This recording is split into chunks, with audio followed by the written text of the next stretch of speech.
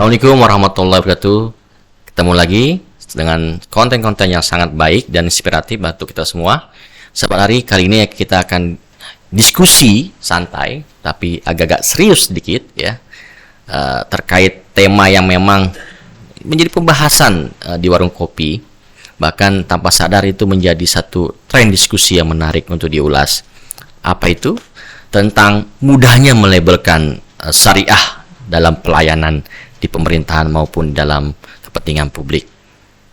Dengan siapa yang akan saya ajak bicara untuk mengupas dan mengulitin ya, kenapa bisa mudah melabelkan syariah, apa yang menjadi target marketing secara ekonomi, apakah ini memang menjadi hal yang wajib dilakukan dalam penerapan syariah Islam atau seperti apa. Langsung saja saya sapa di tengah-tengah kita ya, Tengku Akmal Abzal ya. Bagaimana Bang? Sehat kabarnya hari ini? Alhamdulillah sehat Bung Aryos. Satu kehormatan bisa hadir di studio Jalan Ari ya. Kita bincang-bincang ya tentang satu tema yang menarik ya. Karena tema ini Bang, ini menjadi tema yang memang ya artinya orang yang mendiskusikan kok mudah sekali melabelkan syariah tapi prakteknya tidak sesuai dengan syariah dalam hal pelayanan. Mudah bisa perbankan berbasis syariah, tetapi prakteknya juga nggak syariah banget, misalkan dengan suku bunga yang tinggi umpamanya. Bisa termasuk juga bagaimana pemerintah dan memberikan pelayanan publik umpamanya, ya tentang basis pelayanan kesehatan umpamanya, tapi dalam prakteknya juga nggak syariah, ya kebersihan umpamanya dan lain. Nah, kok kita dengan mudahnya, pertanyaan saya, kok kita dengan mudahnya melabelkan hal itu? Apakah ini memang satu keharusan atau memang ini ada nuansa kepentingan ekonomi di baliknya? Sebenarnya ini adalah masa trendingnya isu syariah. Oke, ya. Dimana ketika kekuatan basis Islam itu menjadi penting untuk para pihak, kalau para pelaku ekonomi, di mana komunitas muslimnya adalah objek sasar, maka pelaku ekonomi itu akan menjadikan label-label syariah itu sebagai brand. Bagi politisi yang ingin mengutip suara muslim, maka isu-isu religi dan label Islam juga menjadi branding tersendiri mereka. Itu suatu keuntungan bagi mereka ya. Keuntungan. Okay. Nah, yang menjadi soalnya, apakah legal, patut, layak, punya etika orang-orang dan para pihak melabelkan dengan label-label syariah? Tidak ada sesuatu hal yang membatasi hingga mengklaim itu sesuatu dosa dan haram. Selama yang mempunyai agenda besar ini punya nawaitu, bahwa awal dari pelabelan syariah itu punya nawaitu dalam hatinya, pintu awal masuk untuk pelaksanaannya nanti secara utuh. Walaupun prakteknya ternyata tidak sesuai dengan apa yang menjadi harapan dan dia kan nilai Islam. ada tahap by tahap. Step by stepnya. Iya, step by step itu kan ini formulasi awal. Okay. Memperkenalkan dulu dengan label-label syariah, perbankan syariah, asuransi syariah. Tapi baiknya kan idealitas kan di awal memang sudah harus ada konsep itu secara utuh ya, dalam bentuk komprehensif, baik SOP-nya, baik dari teknisnya dan lain-lain, sehingga nggak lagi belajar. Karena kita penikmat, kita yang menjalankan syariah ini bukan barang coba-coba. Nah, ini yang perlu kita sampaikan, ini kan proses ta'aruf. Oke. Proses mensosialisasikan, makanya saya ikat tadi, betul tidak ada tujuan pelaksanaannya. Yang penting kan adalah pelaksanaannya. Betul tidak ada pelaksanaan syariahnya dalam aktual, atau cukup bermain pada branding. Kalau berbicara leveling semata, berarti ini adalah orang yang memanipulasikan ruhnya syariat untuk kepentingan pragmatis mereka. Dan ini yang tidak setuju kita. Tapi kalau memang tujuannya, makanya kita lihat apakah pelabelan ini, brand mereka itu dalam realitanya betul tidak syariah. Saya mengambil kata kunci nawaitu tadi. Nah, kalau memang kita punya nawaitu, maka kita harus menyiapkan secara penuh, secara utuh ya apa yang menjadi agenda besar kita. Benar. Sehingga nggak cawe-cawe. Betul. Nah, Tapi ketika ini dihadapin pada satu tatanan praktek nyatanya, itu fenomenanya bahwa syariat Islam ini hanya sebatas dalam tanda kutip ya, penerapannya setengah hati, setengah jiwa ya, membuat dampaknya juga dirasakan bahwa kita tuh nggak betul-betul kafah dalam prakteknya itu. Nah, ini gimana nih? Disinilah yang menjadi soal, yang terjadi pro kontra ketika Aceh diberlakukan lagi secara hukum positif syariat Islam. Pada hakikatnya dengan pemahaman Undang-Undang tahun 99 dulu, di mana ada keistimewaan Aceh dalam pelaksanaan adat istiadat dan syariat. Aceh ini tanpa ada undang-undang yang melegalkan syariat Islam, di sini antara adat dengan agama itu sudah menjadi hal yang tak bisa dipisahkan. Berarti sehingga pemahaman kita bahwa apapun yang dilaksanakan oleh masyarakat Aceh itu terikat dengan syariatnya. Udkhulu bisilmi kafah. Itu sudah include dalam persoalan hablum minallah sekaligus hablum minan nas. Tapi ketika berbicara hari ini bagaimana pelaksanaan syariat Islam, kita membutuh formulasi lain yang sehingga harus lahir di Aceh ini rumah sakit syariah, hotel syariah, sebentar lagi tukang parkir syariah, sebentar lagi warung syariah, semua dilabelkan dengan label syariah. Pada hakikatnya tanpa kata syariah, di Aceh ini wajib melaksanakan sesuai dengan ketentuan syariah. Karena tadi bicara gennya, bicara ruhnya kita sudah syariah. Benar sekali. Nah, apakah itu label itu tentang Aceh menjadi satu daerah yang syariah itu makin menurunkan dalam tanda kutip kemunduran? Akhirnya yang dituntut adalah formalitas. Mana aturannya ini? Ketika orang buat toko syariah, ya, tapi mereka merayap ke pinggir jalan tanpa ada tempat parkir. Ini toko syariah, ya kan? Kemudian ada rumah sakit syariah, tapi dalam prakteknya pelayanan yang ada di dalam rumah sakit itu jauh daripada nilai-nilai syariah. Nanti kita ketemu lagi perbankan syariah, tapi prakteknya di sana masih ada antara hak dengan batil, belum bisa dipisahkan. Nah, yang menjadi persoalan hari ini ketika adanya undang-undang pemberlakuan syariat Islam, orang bertanya, mana undangnya, mana kanunnya, mana pergubnya dan seterusnya. Contoh kasus ketika ada pergub yang mengatur tentang berhentinya kegiatan pada jam 00 malam atau jam 12 malam. Jadi debatable kita. Apa haknya gubernur mengatur? Pada hakikatnya, kalaupun kita orang Aceh tanpa pergub, tanpa ada undang-undang apapun yang mengatur tentang syariat Islam, kalau orang adat secara adat di Aceh, mana waktu istirahat, mana waktu ibadat, mana waktu harkat, itu sudah terbagi 3 waktu yang tepat. Nah, artinya ketika itu dihadapi pada satu kondisi, maka siapa yang salah? Karena memang kalau dihadapi dengan kondisi itu, artinya Aceh memiliki nilai kearifan lokal, ada istiadat yang kuat. Ya, tanpa ada diterapkan legalitas kanun, ya, tentunya dengan kesadaran kita melaksanakan syariat Islam itu sendiri. Ya, kalau kita berkaca pada pengalaman sebelumnya. Tapi faktanya ketika sudah diberlakukan kanun atau berlakukan dengan legalitas tadi, malah banyak kasus yang dalam tanda kutip ya, kita melihat kok begini kondisi syariat Islam di Aceh yang akan mencoreng muka bagi lihat dari luar. Ketika itu dilihat dalam konteks itu. Nah, ini kan apa ya yang harus kita lakukan untuk semakin menguatkan ini? Ini kan yang perlu dibangun adalah kesadaran semua pihak. Kesadaran dari pemangku kekuasaan. Kesadaran dari stakeholder di jajaran eksekutif dan legislatif. Kesadaran dari tokoh agama hingga kesadaran masyarakat. Pelaku bisnis pun diminta kesadaran. Bagaimana mereka memahami syariat itu tidak pada formalitas belaka. Sehingga Aceh yang inklusif hari ini, ya Aceh kan tidak lagi sama dengan Aceh sebelum damai. Aceh yang inklusif hari ini itu mudah sekali diakses oleh publik lewat medium apapun. Sehingga dalam bahasa Aceh, mekete mentong bruak bekah telur ayam jatuh, publik bisa mengakses. Apakah ada kondisi seakan-akan pelanggaran syariat lebih dominan sekarang ketimbang daripada sebelum konflik? Enggak juga. Pelakunya itu nggak ada alat ukur pada saat itu.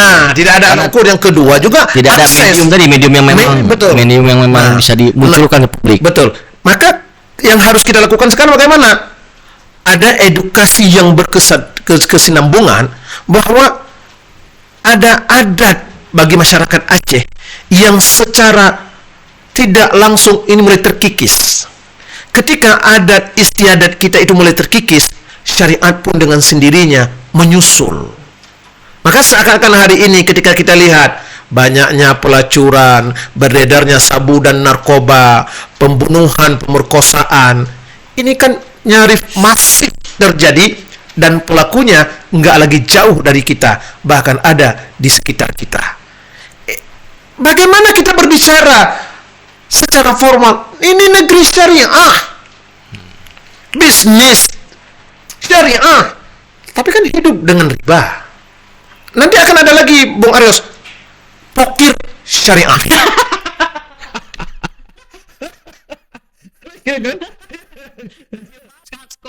Semua orang mudah untuk melabelkan syariah, lalu dibenturkan dengan bentuk kesadaran yang memang sudah menghilang atau terkikis, ya. Lantas di mana ulama itu berada?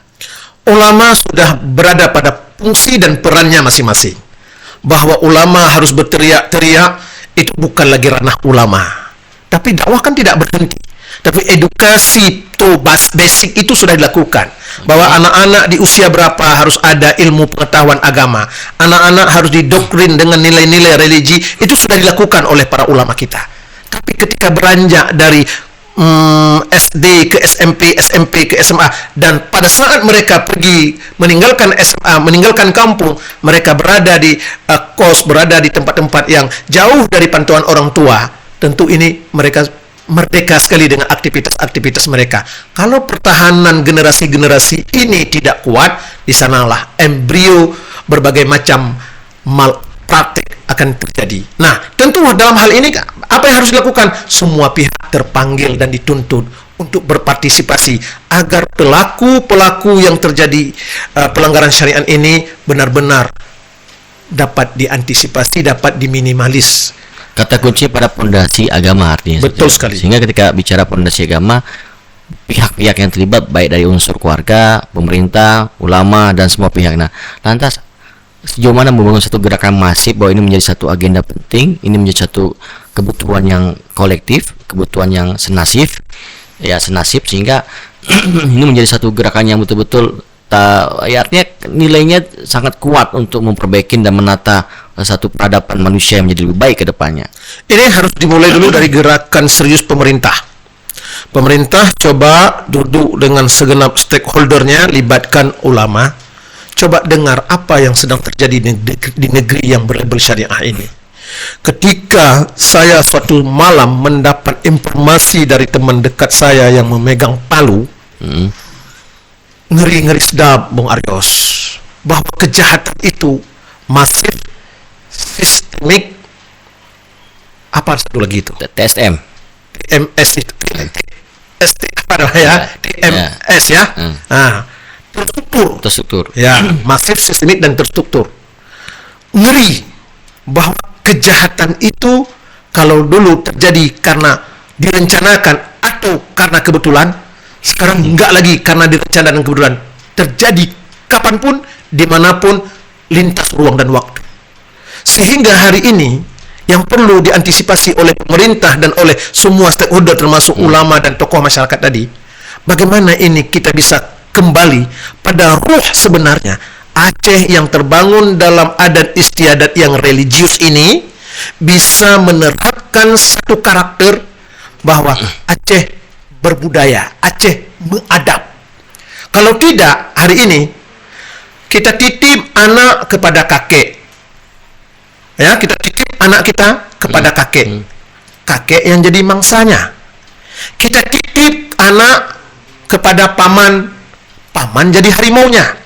Kita titip anak ke kampus, dosen jadi pemangsanya. Kita titip ke dalam pesantren, orang yang ada di dalam pesantren pagar makan tanaman.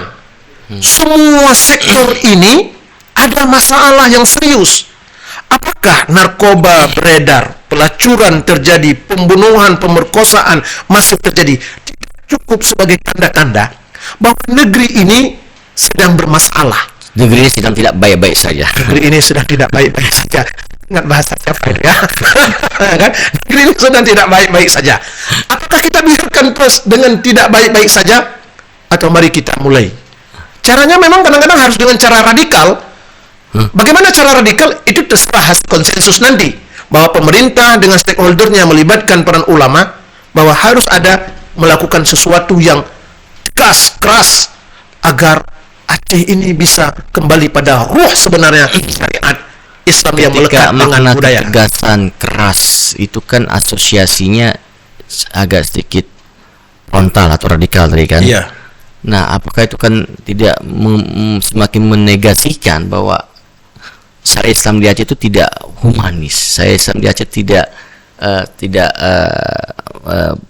mengedepankan nilai-nilai kebijaksanaan, nilai-nilai yang sangat damai di dalam bagaimana mengajak orang untuk menerapkan syariat Islam, sehingga rasa kecintaan, rasa kepemilikan itu betul-betul ada, bukan karena ada pemaksaan itu tadi. Al-Fat 29 itu Allah berfirman, Muhammadur Rasulullah walladzina ma'ahu asyidda'u 'alal kuffar ruhama'u bainahum.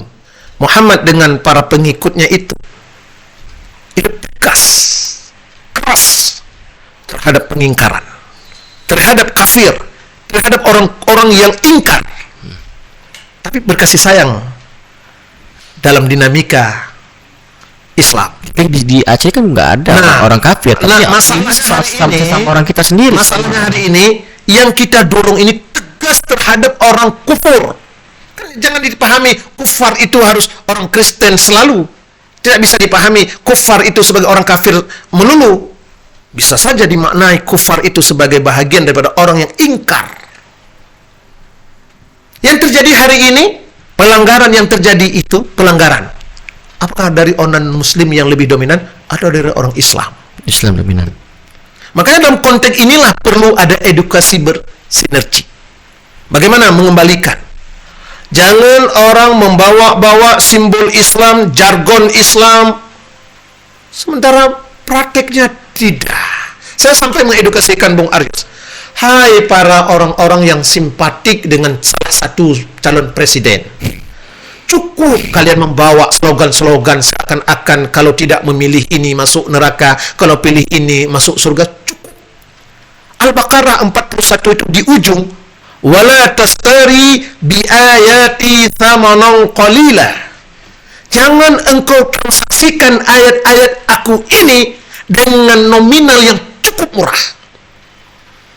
Jangan 2019 kemarin sudah jihad, perang Badar, kalau enggak pilih ini masuk neraka. 2019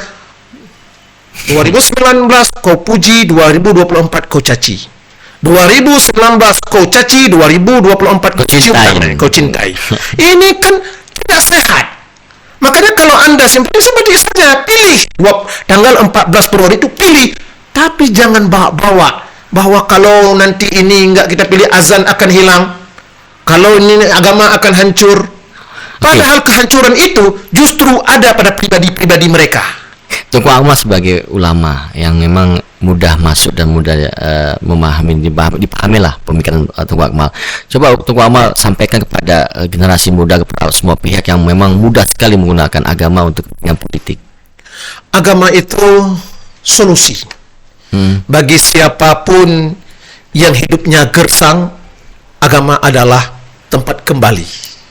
Makanya agama itu wa may yattaqillaha yaj'al lahu makhraja wa yarzuquhu min haitsu la yahtasib. Orang yang dekat dengan Allah, berarti orang yang kuat agamanya, Allah akan beri solusi dari berbagai macam hal-hal pelik dari dinamika hidupnya yang susah. Allah ganti dengan kegembiraan. Rezeki yang sulit Allah mudahkan. Itu agama. Maka agama itu adalah solusi bagi orang-orang yang gersang hatinya, yang ia harus kembali ketika buntu pikirannya. Tapi agama bukan alat politik. Agama bukan alat yang bisa dijadikan untuk kepentingan-kepentingan pragmatis. Makanya label dengan slogan-slogan Islam. Saya selalu mengatakan, Islam yes, tapi berpolitik Islam, itu pikir-pikir dulu. Apalagi mempolitisi Islam. Karena kenapa?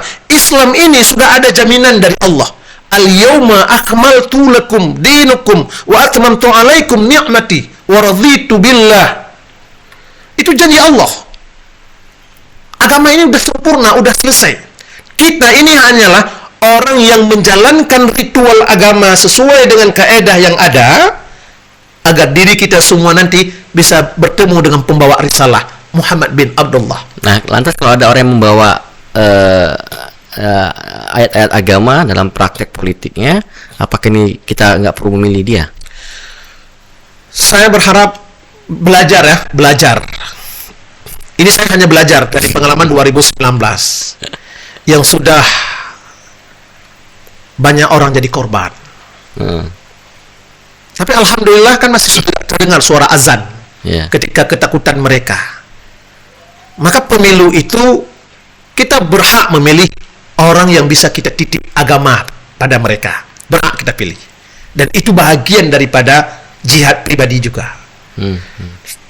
Tapi mengkudeta hak-hak orang lain untuk membela keyakinan mereka, seakan-akan agama hanya satu pasangan yang miliki, yang lain tidak ada agama.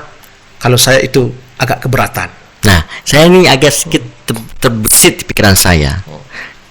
Tengku Amal kan mantan penyelenggara yang banyak sudah rekam jejaknya ya sebagai penyelenggara ya udah berapa 2 periode ya. Lantas apakah itu juga nanti akan ada penyelenggara berbasis syariah? Itu sudah diwacanakan itu. Udah diwacanakan karena semua sekarang kan syariah kan sama dengan syariah. Ini kan ada penyelenggara berbasis syariah. Nanti kan ada aspirasi dan wakil berbasis syariah juga kan. Inilah yang kita khawatirkan. Seakan-akan nanti akan ada capres syariah dan capres konvensional, capres non syariah, non konvensional. Ini yang kita khawatirkan. Makanya kalau saya sudah ada bahwa siapapun yang bisa titip agama kepada mereka, maka itu adalah pilihan saya. Dan saya tidak akan pernah menafikan hak orang lain untuk menentukan pilihannya. Kenapa kita merasa mengklaim diri? Sudah cukup belajar dari pengalaman 2019, keledai nggak mau jatuh ke dalam lubang yang sama lebih dari 1 kali. Kalau 2 kali? Berarti itu manusia. Manusia mau jatuh berkali-kali ke dalam lubang, ya kan? Mungkin dia menikmatin dah. Kan orang dengan lubang yang sama menikmati, enak jatuh dalam lubang ini ya. Ternyata inilah edukasi kita bahwa apakah salah mereka membranding dengan usaha syariah ini? Kalau diawali dengan nawaitu mereka ini adalah branding, tafadhal. Tapi harus didukung dengan niat tadi untuk melaksanakan usaha. Kan kita melihat ini kan, Asyih syariat, parkirnya nggak pas. Orang di Asyih bersyariat, tapi kan masih kita lihat cara berpakaiannya belum pas. Asyih bersyariat, tapi kalau kita buka WA group, itu hoax, ujaran kebencian, fitnah, hasud, menghasut, itu adalah Aceh syariah tapi kepentingan publik untuk layanan kebersihannya tidak. Aceh syariat tapi instrumen pemerintah dalam pelaksanaannya masih perlu keseriusan dari semua pihak. Ini kan label-label sudah ada, slogan-slogan sudah ada, tapi tidak cukup dengan slogan, karena slogan itu bagian daripada syiar. Syiar tanpa ada pelaksanaan juga nggak ada arti. Oke. Nah, lantas apa yang sebagai kata pamungkas Tengku Akmal terhadap satu tema tentang mudahnya melebarkan syariah dalam banyak hal ya, baik sisi pelayanan maupun dalam bisnis, untuk sebagai closing statement di jalan hari ini? Jangan berlindung di bawah nama syariah. Kalau hati nurani kita itu tidak ikhlas menjalankan syariah, karena syariah itu milik Allah. Yang memain-mainkan syariah, dia sedang memain-main dengan Tuhan.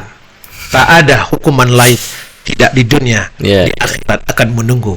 Dan kita akan melihat nanti di akhirat, kenapa ada orang yang di mulutnya syariah, tapi dia tidak berada pada tempat yang sesuai dengan pembawa risalah syariah, yaitu Rasulullah. Na'udzubillah. Imin Saleh. Luar biasa Abang Ari. Ya, dengan closing statementnya Tengku Akmal ya. Banyak saya sampai tidak bisa berkata-kata dengan statement tadi yang terakhir itu karena terinternalisasi ke dalam diri saya. Ya.